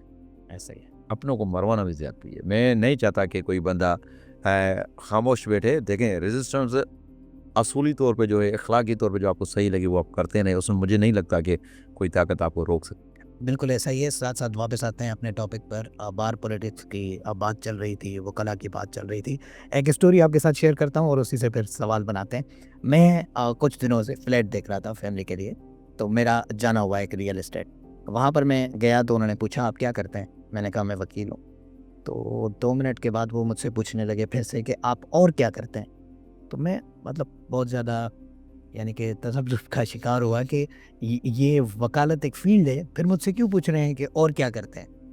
5-10 मिनट बाद जब वो विज़िट करवाने लगे मुझे फ्लैट, तो वो मुझे कहने लगे यार जो मालिकान है ना, वो बहुत डरते हैं आप वकला से, यानी कि कब्ज़ाखोरी और ये चीज़ें। और अक्सर किसी की शिकायत होती है तो लोग सोचते हैं कि इनके बड़ों को शिकायत करेंगे तो शायद मामला हल हो जाएगा, लेकिन क्योंकि हमारे बड़े जो हैं उनको बार पॉलिटिक्स में इलेक्शन भी कॉन्टेस्ट करना होता है, तो वो भी वकील के खिलाफ नहीं जा सकते। तो क्या बार पॉलिटिक्स इसी चीज़ का नाम है कि हमारा वकील अगर गलत भी खड़ा हुआ है तो उसी के साथ कंधा कंधे से मिलाकर खड़ा हो जाना है? देखें, पहली बात तो यही, जैसे मैंने आपको जिक्र किया कि अल वकील मेरे रब का नाम है, मेरे रब के नाम में कोई बुराई नहीं हो सकती जी, ठीक है, हम उसको फॉलो कर रहे हैं। वकील के नाम में तो कोई बुराई नहीं हो सकती। ऐसे ही वकील के अंदर अगर कोई किरदार आ जाता है तो हम किरदार को बर्बाद नहीं करते, हम पूरे सिस्टम को यानी पूरे प्रोफेशन को बर्बाद कर रहे हैं जी। अभी आपने देखा वो बहुत सारे बच्चों के साथ ज्यादती मस्जिदों में हुई जी। ठीक है, लोगों ने मस्जिदों में जाना तो नहीं छोड़ा, ऐसा ही है। लेकिन जो गंदे कीड़े थे उनको निकाला, बिल्कुल। ख़त्म किया और बताया कि ये मेरे रब का घर है, ये पाक है। इसमें अगर आने वाला कोई बुरा था, गंदा था, तो हम उसको निकालेंगे ना। हमारी ज़िम्मेदारी भी यही है। और दूसरी चीज़ ये है, मैं आपको एक बात बताऊँ, हमारा ट्रेंड है कि नेगेटिव चीज़ें बहुत आपको पब्लिक में मिलती हैं। आप लोग समझते हैं वकील दादागिर हैं, वकील बताखोर हैं, वकील सारी चीज़ें करते हैं, ठीक है। पुलिस वालों के साथ लड़ते हैं। मैं बताऊँ वकील लड़ता क्यों है, वजह बताऊँ। वकील से कोई भी बंदा कहता है कि ये जगह खाली करो, वो पूछता है ला बताओ, कानून बताओ। जी। कानून में मुझे वो चीज़ उसको बुरी लगती है। ऐसा ही है। वो बंदा कहता है मुझे कमीशन दे दो, वकील पूछे कौन से कानून के तहत, वो बात उसको बुरी लगती है। वकील जब लीगली कोई रेजिस्टेंस करता है तो उन लोगों को लगता है भत्ताखोर है, हमें ब्लैकमेल कर रहा है। कानून मुझे कह रहा है कि अगर कोई भी बंदा आपके साथ ज्यादती करता है, बदतमीजी करता है, कोई चीज़ आप कानूनी रास्ता अख्तियार करें, अगर मैं कानूनी रास्ता अख्तियार करता हूँ तो मैं ब्लैकमेलर हो जाता हूँ। सही। मैं अगर अच्छा वो कानूनी रास्ता छोड़ के अगर मैं गनपट्टी पे उनसे काम लेना शुरू कर दूं, फिर अच्छा इतना जागीरदार वडेरा धाड़ेल कल्चर वो खतरनाक नहीं जितना वकील को खतरनाक बताया गया है। जी। वजह क्या है कि देखें, एक तो ही बंदा है जो आवाज उठा रहा है, रजिस्टर कर रहा है हर इदारे के साथ, जी। उसको आप लोगों की नजरों में गिराएंगे आप हमदर्दी लेने के लिए ना। हाँ, मैं आपको एक रिसेंटली हमारे यहाँ वाकया हुआ है, हमारे एडवोकेट आमिर जरदारी हैं, उनके बेटे की डेथ हो गई हॉस्पिटल में डेंगू की वजह से। जी। ठीक है, आप मुझे एक बात बताएं, डेंगू की वजह से किसी बंदे की हॉस्पिटल में डेथ हो जाए और उसने आवाज़ उठाई, रोजाना 10 बंदे मर रहे हैं, कोई आवाज़ नहीं उठा रहा हॉस्पिटल के खिलाफ, उस बंदे ने आवाज़ उठाई, उसने 22 से भी दाखिल की, एफआईआर का आर्डर ले लिया, उसने एफआईआर करवा दी, डॉक्टरों ने खिलाफ हड़ताल कर दी, भाई वकील गुंडागर्दी कर रहे हैं। मेरे भाई बास ने, उस बंदे ने आपकी हॉस्पिटल में आके गन नहीं चलाई, उसने गोलियां नहीं चलाई, उसने अपने बेटे के लिए इंसाफ मांगा है। इंसाफ मांगने के लिए कानून मुझे रास्ता देता है कि मैं कानूनी रास्ता अख्तियार करूं, मैंने कानूनी रास्ता अख्तियार किया, फिर भी मैं गंदा बन गया। और आप स्टेट एजेंसी की बात करें, मैं आपको एक इसी के कहानी बता दूं। दो एक ऐसे वाकया थे, लोगों को पता नहीं चलता। मैं कोर्ट में आया, हमारे 7th एडिशनल होते थे, काजी साहब अभी सेशन जज हूँ, मैं उनके कोर्ट में आया, एक बंदा बैठा हुआ था, तो मुझे किसी बंदे ने बताया, "ए यार, ये बंदा बैठा हुआ है किसी मर्डर केस में, 5 साल हो गए, न इसकी कोई जमानत कर रहा है, न इससे कोई मुलाकात के लिए आया है।" मैंने कहा यार 5 साल हो गए बंदे को, कोई मुलाकात के लिए कैसे नहीं आ सकता। मैं जाकर उस बंदे के साथ बैठा, क्या नाम है, उसने बताया दिलबर चांडो मेरा नाम है, मोरो का हूँ मैं। मैंने क्या क्या मसला है, बोला वो मैं मेरी बीवी की डिलीवरी थी, हॉस्पिटल में मेरे पास पैसे नहीं थे, मेरा मामू नारा जेल के बराबर में रहता है, वहाँ आया उनसे पैसे लेने मेरे पास, उन्होंने 5,000 रुपये दिए, मैं चाय के लिए बैठा, तो पुलिस वाले आए, उन्होंने मेरी तलाशी ली, एनआईसी देखा, 5,000 रुपये निकाले, मुझे लॉकअप कर दिया। 8 दिन के बाद मुझे पता चला मेरे ऊपर मर्डर केस हो गया। मैंने उसकी फाइल निकलवाई तो यकीन माने फाइल में बिल्कुल ऐसा ही था, इसके साथ बहुत बड़ी ज्यादती थी। यानी ये वो बंदा था जिसको कोई मिलने तक, यानी घर वालों के पास इतने पैसे भी नहीं थे कि उससे मिलने तक आ जाए। जी। ठीक है, ये लेवल था किसी बंदे का। वो 5 सालों से जेल में था। मैंने उसकी फाइल उठाई, मैंने कहा यार ये काम मैं खुदा के लिए करूंगा, खुदा मुझे इसमें ताकत देगा। मैंने जब उसमें वकालत दिया तो मुझे जज साहब ने कहा कि तुम्हें पता है ये केस कितना खतरनाक है। मैंने कहा मेरे रब का है, मैं क्या करता हूँ, मैं कोशिश करता हूँ ये जो चीज़ मैंने रब के लिए करूँ। उस बंदे की मैंने बेल फाइल की मर्डर केस में, उसकी बेल ग्रांट हो गई। तो मुझे जज साहब ने हंसते हुए कहा कि देख और कितने पैसे लिए हैं, यानी तुमने अपनी फ़ीस कितनी ली है। मैंने कहा सर ये फ़ीस मेरे रब और मेरे बीच में, मैंने उससे कुछ भी नहीं लिया। हालांकि वो तारीख में मैं उसको खर्ची में देता था कि आप लेके जाएं। और उसके बाद श्योरिटी नहीं दी, हमने श्योरिटी की बड़ी कोशिश की, श्योरिटी नहीं हुई। फिर मैंने उसका ट्रायल चलाया, स्पीडी ट्रायल चलाया हमने। 1 हफ्ते 10 दिन के अंदर वो बंदा बरी हो गया। जी। वो बंदा बरी हो गया। जब वो बरी हुआ, आप यकीन माने, उसने मुझे कहा कि मैंने खुदा तो नहीं देखा, ठीक है, लेकिन खुदा के बंदे देखो, मेरा दिल चाह रहा है कि मैं आपको सजदा करूं। मैंने कहा खुदा खुदा करो, हमें गुनाहगार नहीं करो, हम पाँव पे पड़े, मैंने तुम्हारे पाँव पे हाथ रखता हूँ भाई, तुम अपने बच्चों के पास जाओ यार, तुम्हारी माँ को कितनी खुशी होगी, वो उसका मुझे अजर वैसे ही मिल जाएगा। बिल्कुल। उस बंदे को मैंने किराया दिया है, सेंट्रल जेल में गया हूँ, वहाँ से उसको निकलवाया है, किराया देके बिठा के मैंने उस बंदे को अपने गाँव भेजा। आज तक मुझे नहीं पता, लेकिन मुझे ये ज़रूर यकीन है कि उसने की माँ के हाथ मेरे लिए ज़रूर उठे होंगे। बिल्कुल ऐसा ही। ये चीज़ हम ट्रेवल नहीं करती, बाहर हम नहीं बताते। ये आपने बात की ना, मैं इस हिसाब बतानी नहीं चाहिए, लेकिन मैं आज का सिनेरियो आपको बता रहा हूँ। आज वर्क सस्पेंड था, मुझे एक दोस्त ने फ़ोन किया कि मजिस्ट्रेट की कोर्ट में चलते हैं सर, एक काम है, काफ़ी दिनों से मैं परेशान। मैं वहाँ पर गया तो मैं रीडर से बात कर रहा था, अयास भाई नाम है उनका। मैंने उससे बात की, मैंने कहा अयास भाई यार ये मसला देखें, तो इतने में एक औरत अंदर आई, 2 बच्चे थे उनके साथ, बच्चों के हाथ में बेटी थी, उसके हाथ में 3-4 केले होंगे और बिरयानी के 2 पैकेट थे छोटे छोटे थैली में। वो वहाँ पर कह रही है कि मेरे बेटे को 8 महीने हो गए, ये उसके बच्चे हैं, 3-4 के केस में, शराब की एक बोतल के केस में अंदर। मैंने कहा माँ क्या हुआ, मैंने बच्चों को देख के यकीन कर, मेरे भी बच्चे हैं हमारे। मैं एक दिन बाहर होता हूँ, मेरी बेटी मेरे हाथ चूमती है, मेरे सर को चूमती है, कैसे वो बच्चे देखते होंगे। मैंने कहा आप ये फाइल मुझे देते, किसी दोस्त का वकालत, उसने फीस अभी ला दिया, तो हम लेके गए अंदर, उसकी बेल करवाई, 10,000 रुपये श्योरिटी, हमने श्योरिटी रखवाई, ठीक है। और आज वो बंदा हमारे सामने अपने बच्चों को जेल से छुड़ा के अपने बच्चों के साथ में भेजा इसको। ठीक है, मुझे नहीं पता रब कहाँ है, क्या करेगा, लोगों को इंसाफ कब मिलेगा, लेकिन किसी बच्चे के सामने किसी बाप को हथकड़ी लगी हो और उस बच्चे को पता ही ना मेरा बाप क्यों अंदर है, माँ को पता ही नहीं। मुझे अब अंदाजा बता उसने 4 किलो कितने मिले, 6 किलो कितने मिली होंगी, बिरयानी छोटी थी कितने मिली। हम ये चीज़ें नहीं देखते। ऐसा ही है। हमें ये नज़र ज़रूर आ जाता है कि वकील काली ड्रेस वाले ब्लैक मेलर हैं, बदतमीज़ हैं। वकीलों के साथ कितने मसाइल हैं आपको पता है। वकील में किसी की डेथ हो जाती है उसको क्लेम नहीं मिलता। वकील हैंड टू माउथ है, कमाता है खाता है। ऐसा ही है। हमारे पास 7,000 वकील हैं, 7,000 में आपको 200 वकील मिलेंगे जिनकी मंथली इनकम यानी इतनी नहीं होगी वो घर चला सके। बगैया के किसी ने पूछा है हमसे? हाँ, हमारी रजिस्ट्रेशन बुरी लगती है। बबरलो का वाक़या देखें, हमारे पास एसएसपी का मामला हुआ, उसमें 3-4 महीने कोर्टें बंद रही। जी। पुलिस ने अच्छा खासा वो सारा सिस्टम अपने कंट्रोल में लिया, थानों पे मसले हल हो रहे, वकील से तो किसी ने नहीं पूछा। ऐसा ही है। इसलिए देखिए, घर बैठे आप किसी को तर्जिया करें, किसी को बुरा भला कहें और 2-4 बंदों की तरह पूरा सिस्टम गलत कहें। सवाल यही है कि तासुर ऐसा क्यों जा रहा है, यानी कि ये जो बातें हैं ये आवाम तक क्यों नहीं जाती? मैं एक बात बताऊँ, वो हम अपनी लाइफ में इतने बिजी होते हैं, कोई अच्छा काम कर भी देते हैं तो किसी को बताते नहीं हैं, ठीक है। और हमें कोई गाली भी दे रहा होता है तो हम रजिस्ट करते नहीं हैं। हमें दुख इस बात का है कि हमारे दोस्त रिसर्च नहीं करते, हमारे लोग रिसर्च नहीं करते। हमारे यहाँ वही वकील है जो आपके जुल्म के खिलाफ पुलिस के साथ भी लड़ रहा है, आपके खिलाफ रोडों पे भी आ रहा है, आपके लिए लड़ रहा है, ठीक है। आप उसको फिर भी कहते हैं कि ब्लैक मेलर है। ब्लैक मेलर इसीलिए है कि वो कोर्ट में बैठा हुआ है, वो केस कर रहा है। बातें जो वो हथियार लेके, गन पॉइंट लेके आपके घरों में घुसे तो फिर अच्छा है क्या, ठीक है। कानून ने मुझे अख्तियार दिया कि मैं कहता आप आके उसको झूठा साबित करें।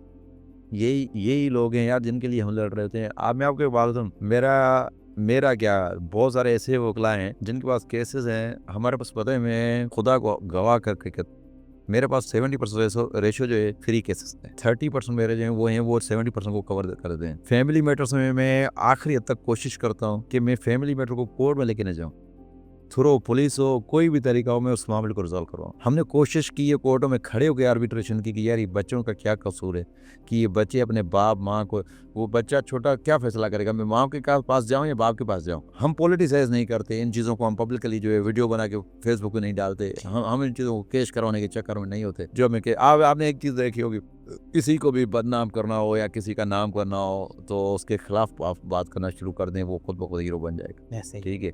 यहाँ पर जिसको वकील का पाला नहीं भी पड़ा होगा वो भी कहेगा वकील बड़ा हरामी है, वकील बड़ा बदतमीज है। वकील भाई क्यों भाई, आपको पड़ा है? मैं तो यही कहता हूँ। आज हम एक कॉलेज में गए तो मैंने बच्चों से पूछा कि आप देखा वकील बनने का मशवरा कौन देता है। एक ने कहा कि मेरे मामू है, वो मशवरा दे रहे थे आप वकील नहीं बनो। मैंने कहा वो क्या करते हैं? बोला वो जमींदार है। मैंने कहा मैं इलेक्ट्रिक कार लेता हूँ, ट्रैक्टर वाले से मशवरा लूंगा मैं कि वही इलेक्ट्रिक कार के फायदे या नुकसान है। भाई मशवरा उन बंदों से ले जो उनके साथ रहते हैं और जिनका साथ पाला पड़ा हो ना। आप कम से कम ये उन बंदों से पूछें जिनका वकील के साथ पाला पड़े। हम किसी के लिए मसीहा हैं, ठीक है, लेकिन डॉक्टरों की तरह हमने प्राइवेट क्लिनिक नहीं बनाए हुए कि हम सुबह में एक शाम में एक सरकारी नौकरी नहीं करेंगे। हम प्राइवेट हैं, हमारी रोजी रोटी ये है। आप लोग आते हैं, सोर्स लेके आते हैं, फलाने भेजा है, हम बातों पर जाएं, ठीक है काम कर दो देखा जाएगा। लेकिन हमने आप पुलिस को पैसे देने के लिए तैयार होते हैं, वकील को नहीं देते।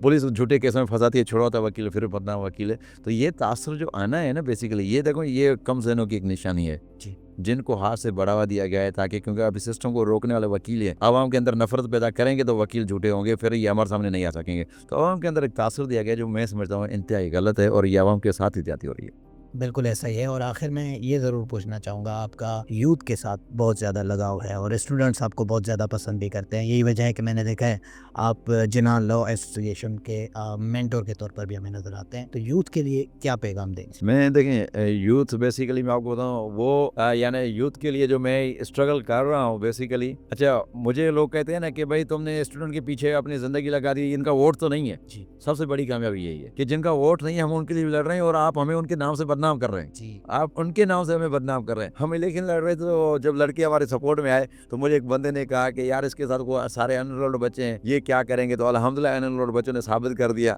ठीक है, कि हम एक इलेक्शन जीते, दूसरी इलेक्शन जीते। मैं यूथ के लिए कहूँ बहुत बड़ी ताकत है यानी पूरे सिस्टम में वो चेंज आया है। आप वकला, मैं स्पेशली वकला में आपको बताऊंगा कि आपको बड़े बड़े जो सियासतदान थे, जिन लोगों की जड़ें थी बारों में, उन लोगों को अगर हिलाया है तो युद्ध ने हिलाया है। ऐसा ही लेकिन शर्त ये है, मैं युद्ध को ये कहूंगा कि खुदा रहा किसी की बातों में ना आए। अगर कोई किसी के खिलाफ बात करता है तो आप रिसर्च करें, किसी के कहने पे आप अपना माइंड नहीं बनाए कि हाँ ये वैसा ही होगा। भाई आप एक बात सोचें कि अगर कोई एक बंदा जिसके खिलाफ 100 बंदे बात कर रहे हैं तो आपके दिमाग में ये जरूर आना चाहिए कि इस बंदे में ऐसी क्या बात है, उसके ऊपर रिसर्च करें। ये नहीं आप ये मत सोचें कि 100 बंदे के खिलाफ हैं। भाई एक हम तो खुदा से भी राजी नहीं है, तो इंसान से कैसे राजी हो सकते हैं? आप खुदा रिसर्च करें। और लोग इंसान से राजी कैसे हो सकते हैं? क्योंकि हर बंदे का अपना अपना माइंड है कि भाई मुझे पसंद नहीं आ रहा, क्या फिलहाल को पसंद नहीं आ रहा। इसीलिए युद्ध को मैं एक बात जरूर कहूंगा कि खुदा आपका फ्यूचर है। ये वो लोग हैं जो आपको बदजन करें, डिट्रैक्ट करें, जो आपके कभी खैर ख्वाह नहीं थे। इन लोगों के बीच में अगर किसी ने आपकी पहचान बनाई है, किसी नौजवान ने, किसी दोस्त ने आपकी पहचान बनाई, तो उसको आप पहचाने ना। और कम से कम वकील है, जब हमसे कोई बात कर रहा होता है तो हम ये जरूर आइडिया कर लेते हैं कि ये बात हमसे कर क्यों रहा है। कोई एक बंदा आपके बीच में आके बोले कि यार फिलहाल ने तुम्हें गाली दी, तो मुझे जरूर सोचना चाहिए कि इस बंदे के साथ मेरा इतना इंटरेस्ट क्यों है और उस बंदे की बात मुझे क्यों बता रहा है, जबकि ये करीब उसके था। ठीक है, तो इन चीजों के ऊपर फोकस किया करें। ये बातों पे लग के नारे नहीं लगाए जाते, हमेशा रिसर्च करके असूलों की बात करके देखें। और दूसरी, अगर कोई आपको कह रहा है कि वकालत में कुछ नहीं रखा, तो वो अपने उल्लू सीधे करने के चक्कर में आप अच्छे वकील बन जाएं। मैं कहता हूँ आप सबसे पहले, आपके पहले 5 साल हैं, आप वोटर और अच्छे वकील बने, सियासतदान नहीं बने। जब एक अच्छा वकील 100 सियासतदानों को अपने दरवाजे पे खड़ा कर सकता है, लेकिन एक सियासतदान 100 वकीलों को खड़ा नहीं कर सकता। आप अच्छे वकील बनेंगे, ये सियासत आपको खुद ब खुद आ जाएगी। या बच सोचेंगे अभी सियासत बने, सियासत। भाई मैं इतना जरूर कहूंगी, आप इंटरेस्ट लें, अच्छी बात है, लेकिन जो मेरा प्रोफेशन है, जो मेरी आइडेंटिटी है, जिस वजह से मुझे लोग जानते हैं, उसको भी आप उस लेवल पे तो लेके आए कि लोगों को पता चले कि मैं किसी अच्छे वकील से मिल के आया हूँ। सिर्फ ये ना, अगर सियासतदान हमें बनना हो तो काली ड्रेस क्यों पहनते? हम किसी जागीरदार के, वडेरे, MP MLA के दरवाजे बैठे होते, हम बन जाते काउंसलर, ये तो बन सकते हैं ना। लेकिन आपके लिए जरूरी में से ये कि अच्छे वकील बने और कोशिश करें कि आपका नाम वकील के नाम से पहचाना जाए कि ये वकील बड़ा अच्छा है। सियासतदान आम बातों में जगहों पे नहीं चलता, सियासतदान सिर्फ बाहर के अंदर होता है, लेकिन वकील आपको पूरे सिस्टम में ट्रेवल कर रहा होता है। लोग आपको वकालत के नाम से जानते हैं। तो कोशिश करें अपने आप को अच्छा वकील बनाएं और अपना नाम कमाएं। उसके बाद ये इदारे, ये लोग, उनकी मजबूरी आप होंगे, आप अपनी मजबूरी उनको मत बनाएं। बिल्कुल। मैं कहता हूँ कि ये मेरी मजबूरी है, नहीं, कल कोई इधर आके बोले ये फिल्म वकील जी ये मेरी मजबूरी है। कोशिश करें कि अपनी ताकत को पहचानें, अपनी बातों को पहचानें और किसी के बातों में ना आए। रिसर्च करें, देखें, जो सही लगे अपने आप को आज़ाद रखें, उसके बाद उसके पीछे दौड़ें। बहुत अच्छा पैगाम, मुझे उम्मीद है कि यूथ इस पर अमल भी करेगी और आगे बढ़ेगी। साथ साथ हमारा आखिरी सेगमेंट होता है जिसमें कुछ शख्सियात के हम नाम ले रहे होते हैं। आपके जहन में जो फर्स्ट कमेंट, जो फर्स्ट जुमला आए, आप हमारी ऑडियंस के सामने वो पेश करेंगे। सबसे पहले अली अहमद कुर्द साहब। आइडियल पर्सनैलिटी है ये बंदा, वो है जिसने हमें बताया कि कोई भी ताकत हो आपको झुका नहीं सकती। एजाज एहसन साहब। एतजाज मोटिवेशन है, ये बंदा जो है हक सच के ऊपर खड़े रहने और आइन का पासदार बंदा है। आमिर नवाज बड़ाइच। आमिर नवाज बड़ाइच जो युद्ध की एक जो है सपोर्ट ताकत है। सर अयाज दुनिया। सर अयाज जो हैदराबाद के वकला के लिए एक ताकत और उनकी सपोर्ट है। KB लगारी साहब। KB लगारी नौजवान नस्ल के लिए और आने वाले जो दोस्त हैं उनके लिए एक उम्मीद है। अतहर अब्बास सोलंकी। अतहर अब्बास सोलंकी सिस्टम को चैलेंज करने वाला बंदा है, जिसने लाड़काना में बैठ के, गढ़ में बैठ के सिस्टम को चैलेंज किया है। बहुत शुक्रिया सर, आपने हमें वक्त दिया। Thank you so much. नाज़रीन मोहतरम, अल्लामा इकबाल ने इसी वजह से फरमाया कि दिल से जो बात निकलती है असर रखती है, पर नहीं ताकत परवास मगर रखती है। उस्सुल असल है, रिफ़अत पे नज़र रखती है, खाक से उठती है, दर्दों पे गुजर रखती है। जो भी बात सर ने की, मुझे ऐसा लगा कि उन्होंने दिल से बात की। और इसी तरह एक और पॉडकास्ट में इंशाल्लाह नेक्स्ट वीक मुलाकात आपसे होगी।